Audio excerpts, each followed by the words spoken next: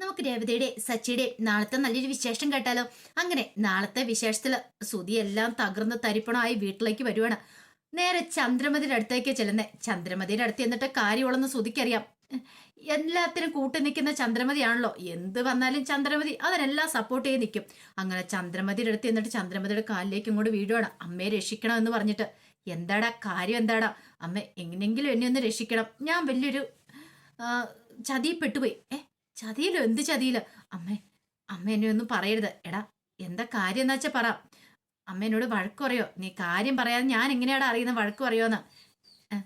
അപ്പോഴേക്കും പറഞ്ഞു, അത് പിന്നെ ഉണ്ടല്ലോ, നീ കാര്യം പറ. ഇനിയിപ്പം ശ്രുതിക്ക് എന്തേലും പറ്റുമോ? ഇനിയിപ്പം ശ്രുതി കല്യാണത്തിനായിട്ട് പോയേക്കുമല്ലേ, അങ്ങനെ എന്തേലും കുഴപ്പങ്ങളാണോ? അതൊന്നുമല്ല. ഇത് ശ്രുതി അറിഞ്ഞാലും എന്നെ വഴക്ക് പറയും. എനിക്ക് എന്ത് ചെയ്യണമെന്ന് അറിയത്തില്ല. അവളുടെ മുന്നിൽ എനിക്കിനി പിടിച്ചിരിക്കാൻ പറ്റില്ല. ഞാൻ നാണം കിട്ട് തല കുനിക്കേണ്ട വരും. എല്ലാവരുടെ മുന്നിൽ ഞാൻ തല കുനിക്കും. അമ്മേ, എനിക്ക് എന്തേലും ഒരു വഴി കാണിച്ചാ. ദേ എടാ, എന്തിനാ ഏതാന്നൊക്കെ അറിയാൻ ഞാൻ എന്ത് വഴി കാണിച്ചു തരാനാ? നീ കാര്യം എന്താന്ന് വെച്ചാൽ എന്നോട് പറ. അമ്മേ, അതൊരു പ്രശ്നമുണ്ട്. ആ പ്രശ്നം എന്താന്ന് പറ എന്ന് പറഞ്ഞു കഴിഞ്ഞപ്പം ഒടുവില് ആ കാര്യം അങ്ങനെ സുധി പറയാണ്. അമ്മേ, ഷോപ്പിൽ ഇന്നൊരു വലിയ പ്രശ്നം നടന്നു. പ്രശ്നം നടന്നു? എന്താടാ കാര്യം? പിന്നീട് ഷോപ്പിലേക്ക് 2-3 കസ്റ്റമേഴ്സ് വന്ന് സാധനം വാങ്ങിക്കൊണ്ട് പോയതും അതിനുശേഷം അവന്മാര് ബില്ല് വേണ്ടാന്ന് പറഞ്ഞതും അങ്ങനെ തന്റെ പണം പോയ കാര്യം എല്ലാം പറഞ്ഞു. എല്ലാം കേട്ട് കഴിഞ്ഞപ്പോ ചന്ദ്രമതി പറഞ്ഞു, എല്ലാം നശിപ്പിച്ച് കളഞ്ഞുള്ളവടാ നീ. നിന്നെ എന്തിനാടാ വെച്ചോണ്ടിരിക്കുന്ന ഷോപ്പില്? എടാ, നീ വെറും മരം മണ്ടാന്ന് പറഞ്ഞ ശരിയാ. ഇത്രയും പഠിപ്പും വിദ്യാഭ്യാസം ഉണ്ടെന്ന് പറഞ്ഞിട്ട് ഒരു കാര്യമില്ല. നിന്റെ 5ന്റെ പൈസക്ക് കൊള്ളാവടാ. നീ ഇങ്ങനെ തുടങ്ങിയിട്ടുണ്ടെങ്കിൽ നീ എവിടെ നിൽക്കും? നിനക്ക് വല്ല ബോധം പൊക്കണോ എന്തെങ്കിലും ഉണ്ടോ? അമ്മ, എന്നോട് ക്ഷമിക്കമ്മ, എനിക്കൊരു അബദ്ധം പറ്റിപ്പോയതാ. എടാ, ഇതിലൊന്നും ഒരിക്കലും അബദ്ധം ആരും പറയില്ല. എടാ, നീ മനഃപൂർവ്വം ചെയ്തു കൂട്ടിയ കാര്യങ്ങളൊക്കെയാ ഇതൊക്കെ. ആരെങ്കിലും ചെയ്യുന്ന കാര്യങ്ങളാണോ ഇതൊക്കെ? എടാ, നിന്നോട് ആരാ ഇങ്ങനെ ഒരു പരിപാടി ചെയ്യാൻ പറഞ്ഞേ? അത് പിന്നെ അമ്മേ, എനിക്ക് പറ്റിപ്പോയതാ. പറ്റിപ്പോയെന്നോ? എടാ, എല്ലാം ഒപ്പിച്ചു വെച്ചിട്ട് നിനക്ക് ഇത്ര കൂളായിട്ട് എങ്ങനെ ഇവിടെ വന്ന് പറയാൻ കഴിയുന്നു? അമ്മേ, എങ്ങനെയെങ്കിലും എന്നെ സഹായിക്കുക. എനിക്ക് പണം വേണം. പണമില്ലാതെ പറ്റില്ല. ശ്രുതിയോട് ഞാൻ പറയുകയും ചെയ്തു 1 ലക്ഷം രൂപ ലാഭം കിട്ടിയെന്നൊക്കെ. ഇനി ആ 1 ലക്ഷം രൂപയ്ക്ക് ഞാൻ എന്ത് ചെയ്യും? 1 ലക്ഷം രൂപയ്ക്ക് എന്നും പറഞ്ഞിട്ട് ചന്ദ്രമതി തലങ്ങും വിലങ്ങും ശ്രുതിയായിട്ട് അടിക്കുവാണ്. ഇതിനേക്കാളും ഭേദം നീ പോയി ചാകുന്നടാ. നീ കാരണം എനിക്ക് ഒരു സമാധാനമില്ല. ഓരോ ദിവസം ഓരോ പ്രശ്നങ്ങൾ. നിന്നെ സപ്പോർട്ട് ചെയ്ത് അവസാനം ഞാൻ കുഴിയിലേക്ക് പോകുന്ന എനിക്ക് തോന്നുന്നേ. എന്നാലും നീ നന്നാവത്തില്ല. സച്ചി വെറുതെ അല്ല നിന്നെ കുറ്റപ്പെടുത്തി പറയണേ. എടാ, നിനക്ക് പഠിപ്പുണ്ടെന്നുള്ളൂ, തലയ്ക്കകത്ത് ആള് താമസമില്ല. ഇത്തിരിയെങ്കിലും ഉണ്ടായിരുന്നെങ്കിൽ നീ ഇത്രയും വലിയൊരു ചതി ചെയ്യുമായിരുന്നോ? അമ്മേ, ഞാൻ ആദ്യമായിട്ടല്ലേ ഷോപ്പൊക്കെ തുടങ്ങിയിരിക്കുന്നത്. എനിക്ക് അതിനെക്കുറിച്ച് കൂടുതൽ അറിവും കാര്യങ്ങളൊന്നും ഇല്ലല്ലോ. എടാ, ആദ്യം നിൽക്കാനായിട്ട് നീ പഠിക്ക്. നിനക്കൊന്നും അറിയത്തില്ല താനും എന്നൊക്കെ പറഞ്ഞ് ചന്ദ്രമതി വായി തോന്നിയെല്ലാം പറഞ്ഞു. സുധി പറഞ്ഞു, അമ്മേ, ഇനിയിപ്പോൾ എനിക്കൊരു മാർഗം മാത്രമേ ഉള്ളൂ. ഇപ്പം ആത്മഹത്യ ചെയ്യാനായിട്ട്. അമ്മയും കൂടെ എന്നെ കൈവിട്ടാൽ പിന്നെ എനിക്കിനി ആത്മഹത്യ മാത്രമേ ഉള്ളൂ. ഒന്ന് ആലോചിച്ച് വെക്കേ. എനിക്ക് എന്ത് ചെയ്യാൻ പറ്റും? എൻ്റെ അവസ്ഥ ഒന്ന് ചിന്തിച്ചു നോക്ക്. ഞാൻ ആകെപ്പാടെ പെട്ടുപോയില്ലമ്മേ. ശ്രുതിയുടെ മുന്നിൽ നാണം കെട്ടാ പിന്നെ എനിക്ക് തല ഉയർത്തി പിടിച്ച് നടക്കാൻ പറ്റില്ല. അതോടുകൂടി എൻ്റെ ജീവിതം തീർന്നു പോടെ. പിന്നെ എനിക്ക് ഒരു ജീവിതം ഉണ്ടാകത്തില്ല. എടാ, അതിനിപ്പോൾ എന്ത് ചെയ്യാൻ പറ്റും? അമ്മ എവിടെന്നേലും കുറച്ച് പൈസ ഉണ്ടാക്കി താ. അല്ല, അമ്മയുടെ സ്വർണ്ണാഭരണം എനിക്ക് തരാവോ? പണയം വെച്ചിട്ട് ഞാൻ എങ്ങനെയെങ്കിലും പൈസ ഉണ്ടാക്കി കൊടുത്തിട്ട് പിന്നെ അമ്മയ്ക്ക് അത് എടുത്തു തരാം. നല്ല കഥ. എടാ, ഇതെങ്ങനെ ഊരിട്ടുണ്ടെങ്കിൽ അപ്പം നിന്റെ അച്ഛൻ അറിയും. ചോദിക്കും, 100 ചോദ്യങ്ങളാവും. പിന്നെ ഞാൻ എന്താ മറുപടി പറയണേ? അത് ശരിയാ. അപ്പം ഇനി എന്ത് ചെയ്യും അമ്മേ? ഒരു കാര്യം ചെയ്താലോ? ആധാരം. എടാ, ആധാരം നിന്റെ അച്ഛൻ കൊണ്ട് നേരത്തെ പണയം വെച്ചിരിക്കുമല്ലേ? അതിപ്പോഴും എടുത്തിട്ടില്ലല്ലോ. അത് ശരിയാ. അതിനിപ്പോൾ എന്ത് ചെയ്യും? അല്ലെങ്കിലും അതിനകത്തുനിന്ന് അങ്ങനെ ക്യാഷ് എടുത്താൽ അതും പിടിക്കപ്പെടും. എടാ, നിന്റെ അക്കൗണ്ടിൽ പൈസ ഉണ്ടെന്നല്ലേ പറഞ്ഞേ? അമ്മ, അതെടുത്ത ശ്രുതി അറിയും. ശ്രുതി അറിഞ്ഞാൽ അത് അതിനേക്കാളും വലിയ പ്രശ്നമാണ്. അതുകൊണ്ടല്ലേ ഞാൻ ഇങ്ങനെയൊക്കെ അമ്മയോട് വന്ന് ചോദിക്കുന്നേ. അല്ല, നിന്റെ ഫ്രണ്ട്സിനോട് ആരെങ്കിലും ചോദിച്ചു നോക്കാമല്ലേ? ആരോട് ചോദിച്ചിട്ട് ആര് തരാനാമേ? എനിക്ക് അങ്ങനെ ഫ്രണ്ട്സ് ഒന്നും ഇല്ലാന്നുള്ള കാര്യം അറിയാലോ. ഉണ്ടെങ്കിൽ ആരെങ്കിലും 5ന്റെ പൈസ കൊടുക്കുവോ? ഇവന്റെ കയ്യിൽ ഇപ്പം എല്ലാവർക്കും നന്നായിട്ടറിയാം. വാങ്ങിച്ചാൽ തിരിച്ചു കൊടുക്കില്ലെന്നറിയാം. ഒരു കൂട്ടുകാരൻ കൊടുത്തിട്ട് ഒരു 20,000 രൂപയ്ക്ക് 200 തവണ നടക്കേണ്ട വന്നു. അതൊക്കെ അറിയാവുന്നതുകൊണ്ട് ആരും കൈയച്ച് സഹായിക്കുകയില്ല. എടാ, എനിക്ക് എന്നെ കൊണ്ട് പറ്റില്ല. നീ എന്താന്ന് വെച്ചാൽ നീ തന്നെ അത് മാനേജ് ചെയ്തു. ചന്ദ്രമതി തളർന്നിരുന്നു. ഒടുവിൽ സുധി കാലേ കയ്യെ വീണു കഴിഞ്ഞപ്പോഴത്തേനും ചന്ദ്രമതി പറഞ്ഞൊരു കാര്യമുണ്ട്. ആ രേവതിയുടെ സ്വർണ്ണം ഇവിടെ ഇരിപ്പുണ്ട്. പക്ഷെ ഒരു കാര്യമുണ്ട്, അത് എടുത്തു തരാൻ പറ്റില്ല. അതെന്താമ്മേ? എടുത്താന്ന് എപ്പോഴാ അവള് ചോദിക്കുന്നതെന്ന് അറിയില്ല. അമ്മേ, അവള് ചോദിക്കത്തൊന്നുമില്ല. ഇപ്പോഴും ചോദിക്കത്തില്ല. ചോദിക്കുന്ന സമയമാകുമ്പത്തേനും ഞാൻ തരാം എടുത്ത്. എടാ, നീ എന്നെ പറ്റിക്കുവോ? ഇല്ല. എന്നാ നീ ഒരു കാര്യം ചെയ്യുക. ആ പുറത്തേക്ക് അങ്ങനെ പോയി നിൽക്കുക. ഞാൻ എങ്ങനെയല്ലോ എടുത്തോണ്ട് വരാം. നിന്നെയും മുറി കണ്ട ആകപ്പാടെ പ്രശ്നവും. ആരെങ്കിലും വന്ന് കണ്ട 100 ചോദ്യങ്ങൾ ചോദിക്കും. ഒടുവിൽ സുധി അങ്ങോട്ടേക്ക് ഇറങ്ങിപ്പോയി, പുറത്ത് നിൽക്കാന്നും പറഞ്ഞ്. അങ്ങനെ ചന്ദ്രമതി അലമാറ് തുറന്നു. അലമാരി തുറക്കുന്ന സമയത്ത് ചന്ദ്രമതിയുടെ കൈയൊക്കെ വരയ്ക്കുന്നുണ്ട്. എന്താ സംഭവിക്കുമെന്ന് അറിയില്ല. എങ്ങാനും പിടിക്കപ്പെട്ടാൽ തീർന്നു. അങ്ങനെ രേവതിയുടെ സ്വർണം എടുത്തു. ഇനിയിപ്പോൾ എന്താ ചെയ്യണ്ടേ? ഒരു വഴിയുണ്ട് എന്നോർത്തോണ്ട് ചന്ദ്രമതി ഒരു ബ്ലൗസ് എടുത്തിട്ട് അതിനകത്തേക്ക് അത് പൊതിഞ്ഞു. ഇനിയിപ്പോൾ തൽക്കാലത്തേക്ക് ആരെങ്കിലും ചോദിച്ചാൽ എന്തെങ്കിലും കള്ളത്തരം പറയണ്ടേ? അങ്ങനെ ധൃതിക്ക് പുറത്തേക്ക് ഇറങ്ങി അങ്ങോട്ട് പോകുമ്പോൾ രവീന്ദ്രൻ അങ്ങോട്ട് കയറി വന്നു. ഒരു നിമിഷം ചന്ദ്രമതി ഞെട്ടി. അങ്ങനെ രവീന്ദ്രൻ അകത്തേക്ക് കയറി വന്നിട്ട് രവീന്ദ്രൻ ചന്ദ്രമതിയെ വിളിച്ചു. പെട്ടെന്ന് ചന്ദ്രമതി നിന്നു. അല്ല, നീ എന്താ ചന്ദ്രയെ കാണിച്ചെന്ന് ചോദിക്കുക. പിടിക്കപ്പെട്ടു. ഇനിയിപ്പോൾ എന്ത് ചെയ്യും? അല്ല രവിയേട്ടൻ, ഞാനൊന്നും കാണിച്ചില്ല.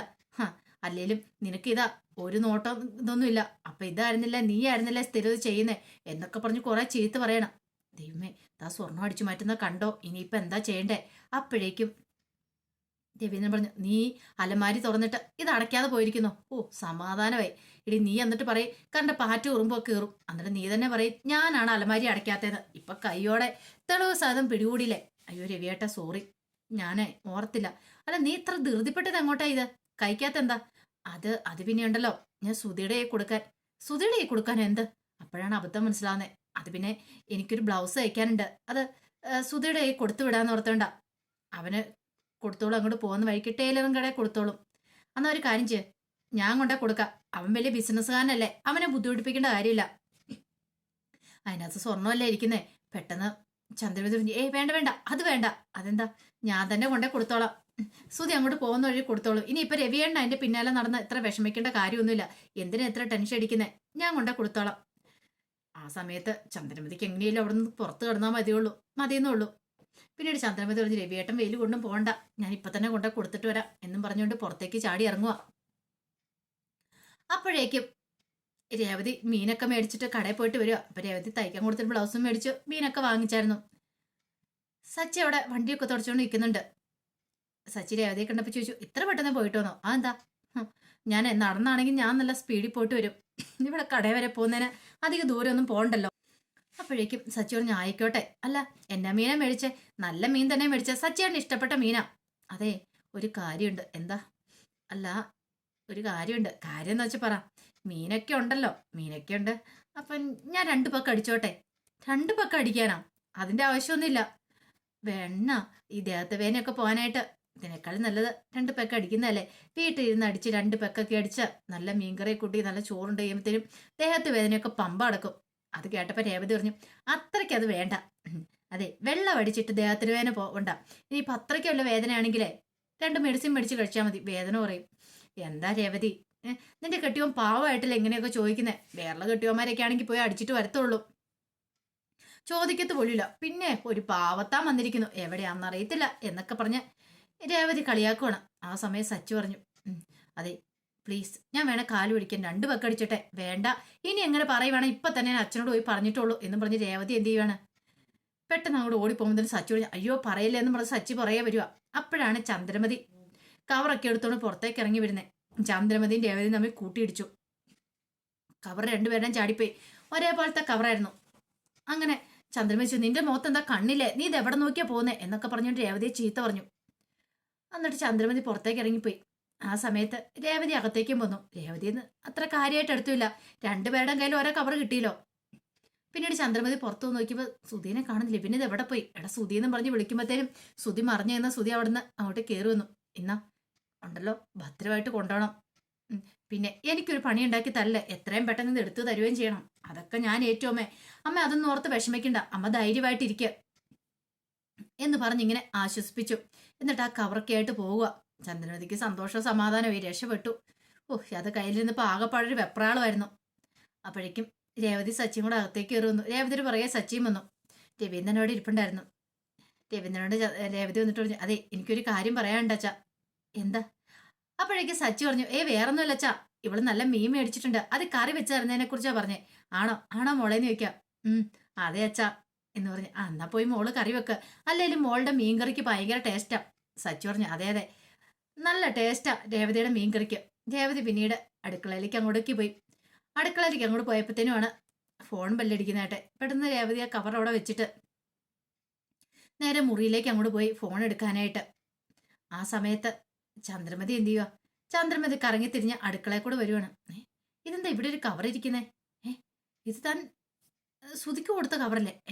ഒന്നും മനസ്സിലാവുന്നല്ലോ. പെട്ടെന്ന് ചന്ദ്രമതി ആ കവറെടുത്ത് തുറന്നു നോക്കി കഴിഞ്ഞപ്പോ താൻ തയ്ക്കാൻ കൊടുക്കാനാന്നും പറഞ്ഞോണ്ട് വെച്ചിരുന്ന ബ്ലൗസ് അത് തുറന്നു നോക്കിയപ്പോ അതിനകത്ത് സ്വർണം. അപ്പൊ ഇതെങ്ങനെ സംഭവിച്ചു? താനിപ്പോ സുധയുടെ കൊടുത്തു വിട്ടതല്ലേത്? അപ്പോഴാണ് ചന്ദ്രമതിക്ക് ബോധം വന്നേ. താൻ രേവതിയും തമ്മിൽ കൂട്ടിയിടിച്ചു കഴിഞ്ഞപ്പോ കവറ് മാറിപ്പോയി. ദൈവമേ, പെട്ടല്ലോ. രേവതി എങ്ങാനും ഇപ്പൊ ഇത് വന്ന് കണ്ടാ തീർന്നു. പെട്ടെന്ന് ചന്ദ്രമതി ആ കവർ എടുത്തോണ്ട് അങ്ങോട്ടേക്ക് പോകാൻ തുടങ്ങിയപ്പോഴത്തേനും രേവതി വിളിച്ചു, അമ്മേ അമ്മ എന്തിനാ ആ കവർ എടുത്തോണ്ട് പോന്നേ? അതവിടെ വെക്ക്. എന്താ അമ്മ അതവിടെ വെക്ക്? ഇത് എന്റെ കവറാ, ഞാൻ കൊണ്ടുവന്ന കവറാ. ചന്ദ്രമതി പറഞ്ഞു, അല്ല ഇത് എന്റെ കവറാ, അമ്മയുടെ കവറല്ല, ഞാൻ കൊണ്ടുവന്ന. ദൈവമേ, ഇതെങ്ങാനും ഇവള് മേടിച്ചാ പെട്ടല്ലോ. ഇനിയിപ്പം സുധി കൊണ്ടുപോയിരിക്കുന്ന എന്താണെന്ന് അറിയത്തില്ല. ഇനിയിപ്പം പെട്ടുപോയല്ലോ. അവൻ ചെന്ന് കഴിയുമ്പത്തേനും ഇനി അതെന്നേക്കാളും വലിയ പ്രശ്നം. ഈ കവർ ഇപ്പൊ ഇവിടെ കൊടുത്താൽ കള്ളത്തരങ്ങളൊക്കെ പുറത്താവുകയും ചെയ്യും. എന്ത് ചെയ്യണമെന്ന് അറിയത്തില്ലാത്ത പെട്ട അവസ്ഥയെ ചന്ദ്രമതി നിൽക്കുക. അപ്പൊ അതിന്റെ വിശേഷങ്ങളൊക്കെയാണ് കാണുന്നത്. ആ വിശേഷങ്ങൾക്കായി നമുക്ക് എല്ലാവർക്കും കാത്തിരിക്കാം കേട്ടോ. ഒരിക്കൽ കൂടി എല്ലാവർക്കും ശുഭരാത്രി നേർന്നുകൊണ്ട് നിർത്തുന്നു.